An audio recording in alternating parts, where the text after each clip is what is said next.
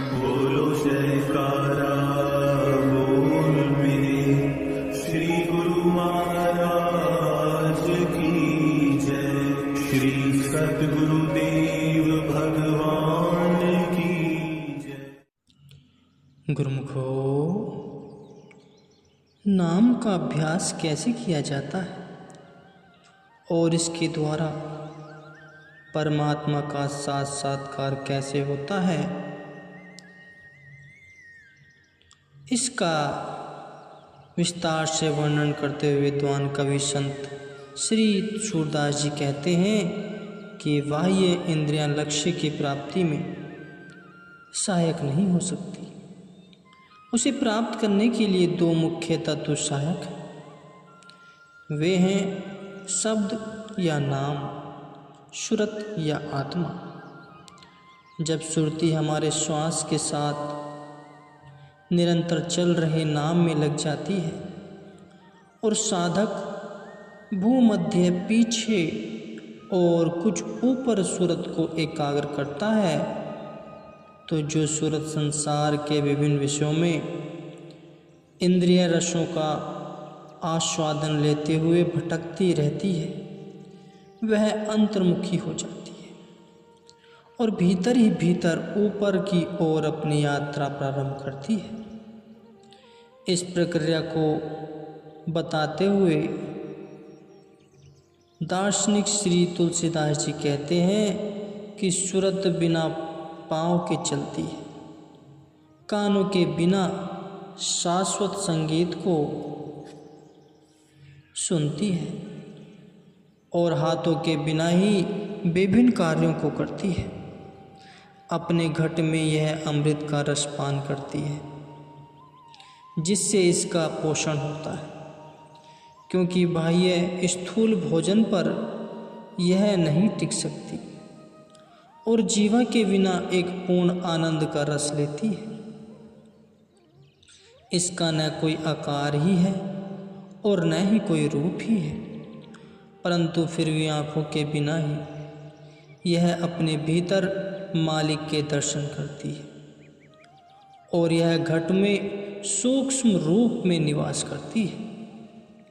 इस प्रकार यह बड़े अद्भुत कार्य करती है, जिनकी महिमा का वर्णन नहीं किया जा सकता।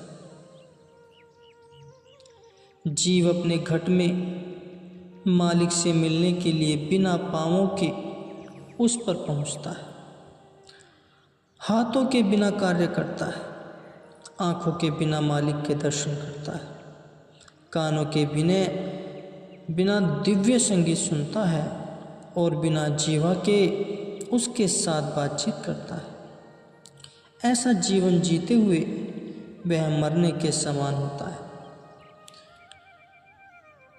क्योंकि जीव जब ध्यान में बैठता है और सुरती भीतर जाती है तो उसका स्थूल शरीर मृतवत हो जाता है। ऐसा तब होता है जब वह उसकी आज्ञा का पालन करता है और अपने अंदर उस मालिक से मिलता है, तो उसकी सारी क्रियाएं और उपलब्धियां साक्षात सत्य हो जाती हैं। इसके अतिरिक्त मालिक से मिलने का दूसरा कोई उपाय नहीं है। सभी संत महापुरुषों ने धर्म, जाति और देश का विचार किए बिना सभी साधकों को मालिक के पाने का एक यही उपाय बताया है। सभी ने एक ही बात पर जोर दिया है कि साधक को अंतर्मुखी होकर अपनी सुरती को तीसरे तिल से ऊपर ले जाना है। 3 मुख्य प्रवेश द्वार, आँख कान मुँह बंद करके अपने भीतर गोता लगाओ, तब वहाँ तुम्हें प्रकाश पुंज मालिक के दर्शन होंगे। और यदि तुम्हें दर्शन न हो तो तुम मुझे दोषी ठहराओ। भिन्न भिन्न महापुरुषों की वाणियों के सार उपदेश में कोई भेद नहीं है। जब मालिक के धाम की ओर ले जाने वाला मार्ग केवल एक ही है, तो ऋषि मुनियों और संत महापुरुषों के सार उपदेश में भेद कैसे हो सकता है। हाँ, उनके शब्दों या भाषा और व्यक्त करने के माध्यम में भेद हो सकता है, परंतु उनके उपदेशों के सार में भेद नहीं हो सकता। एक ही सर्वव्यापक शक्ति सभी प्राणियों में कार्य कर रही है, इसलिए भक्ति मार्ग में दो विचार नहीं हो सकते, अर्थात विचार भेद नहीं हो सकता। श्री संत कबीर साहिब जी का अपना विचार प्रकट करने का तरीका बहुत सरल है। आँख कान मुख ढाप करी नाम निरंजन ले, अंतर के पट तब खुले जब बाहर के पट दे। अपने आँख और कान को ढाक करके नाम जपो, मालिक की ओर जाने वाला भीतरी द्वार तभी खुलता है जब बाहर की ओर जाने वाले द्वार बंद कर दिए जाए। मालिक का नाम एक है, एक ही नाम सभी प्राणियों में समाया हुआ है। कुछ लोग कहते हैं कि नाम 5 हैं, परंतु वस्तुतः नाम एक है। सच्चिखंड में दिव्य धुन उत्पन्न होती है और वहों के बीच प्रतिध्वनित होती है। इस धुन से हमें अपनी सूरत मिलानी होती है और एक के बाद एक मंजिल तय करके निज धाम में पहुंचना होता है। वास्तव में दिव्य धुन एक ही होती है, परंतु यह 5 लोकों में से होकर गुजरती है, इसलिए अनेक संत 5 धुनें कहते थे। यह दिव्य धुन पानी के समान है। पानी एक है, परंतु जब पहाड़ों से निकलता है, कंदराओं से होकर बहता है, झरनों से नीचे गिरता है, मैदानी भागों में बहता है और फिर समुद्र में जा मिलता है, तो इन 5 अवस्थाओं में यह भिन्न भिन्न तरह का शब्द करता है। इसी तरह मालिक के शब्द नाम के शाश्वत संगीत को प्रत्येक लोक में भिन्न नाम दिया जाता है। इन 5 लोकों से गुजरने के बाद सूरत जब छठे लोक में पहुंचती है तो वहाँ कोई ध्वनि नहीं होती। इस लोक में केवल प्रकाश ही प्रकाश होता है। और इस अंतिम लोक की महिमा का वर्णन करते करते महापुरुष हार जाते हैं और अंत में मौन हो जाते हैं। शब्द या नाम को जीवा द्वारा सही रूप से नहीं कहा जा सकता। ऊपर जो संत महापुरुषों के वचन कहे गए, उनसे यह पता चलता है कि इन इंद्रियों द्वारा मालिक को नहीं पाया जा सकता। इनकी सत्ता केवल दृश्यमान जगत तक ही सीमित है। मालिक के दर्शन वही कर सकता है जिसकी आत्मा पवित्र है।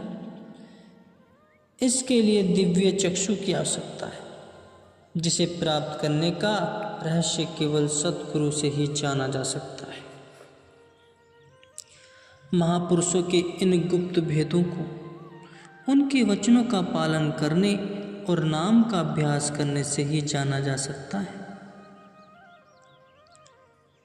अमरदास जी के वचन सर्वदा स्पष्ट हैं। गुप्ता नामो वर्ते विचि कलजुगी, घटि घटि हरि भरपूई रहिया, नामो रत्नो तिनु हृदय प्रकटैया, जो गुरु शरणई भजी पई। अर्थात कलयुग वर्तमान युग में एक गुप्त नाम है जो घट घट में व्याप्त है। इसका अभ्यास करने से जीव उसी आत्मिक शक्ति को प्राप्त करता है जिसे पूर्व या प्राचीन युग में ऋषि मुनियों ने अत्यधिक कठोर एवं कठिन तप साधना से प्राप्त किया था। मालिक का निवास हर प्राणी में, परंतु इसका अनुभव उसी को होता है जो श्रद्धा भक्ति से नाम का अभ्यास करता है। इस मानव देह के भीतर नाम एक गुप्त रत्न है और उनको ही यह प्राप्त होता है जो बड़ी श्रद्धा पूर्वक सद्गुरु से इसे प्राप्त करने की याचना करते हैं। नाम अथवा सर्वव्यापक शक्ति की महिमा का वर्णन शक्ति से बाहर है। इसके बारे में जितना भी कहा जाए कम ही होगा। इसकी महिमा ऋषियों, मुनियों और संत महापुरुषों सभी ने गाई है, क्योंकि उन्होंने यह जान लिया था कि घट घट में व्यापक नाम ही आत्मा को मन के बंधनों से मुक्त करा सकता है। नाम की महिमा को जान लेने के बाद भी लोग अपने वही पुराने कर्मों धर्मों को करने में लगे रहते हैं।